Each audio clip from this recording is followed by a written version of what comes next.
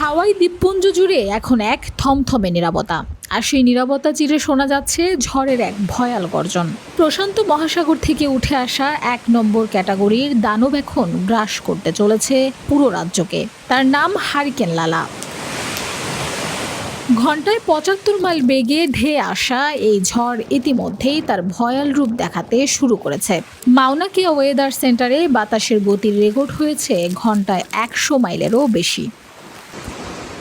শনিবার থেকে শুরু হওয়া তাণ্ডবে মুহূর্তের মধ্যেই লণ্ডভণ্ড হয়ে গেছে বিগ আইল্যান্ডের বিদ্যুৎ ব্যবস্থা। গাছে গাছে আছড়ে পড়ে উপড়ে পড়েছে একের পর এক বিদ্যুতের খুঁটি। প্রায় ৪২ কিলোমিটারেরও দীর্ঘ সঞ্চালন লাইন অচল হয়ে এক লহমায় অন্ধকারে ডুবে গেছে ৪২,০০০-এরও বেশি পরিবার। কিন্তু ভৌতিক এই অন্ধকারের চেয়েও বড় বিপদ এখন অপেক্ষা করছে সামনে।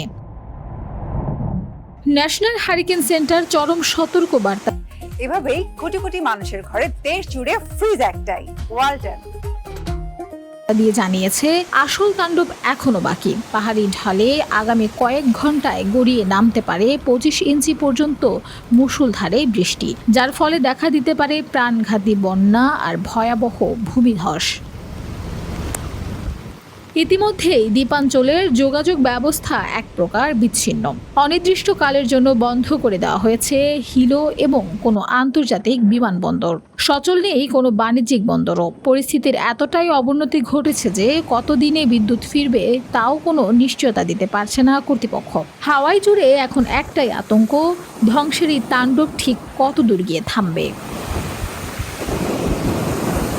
Desk report, Bangladesh bulletin.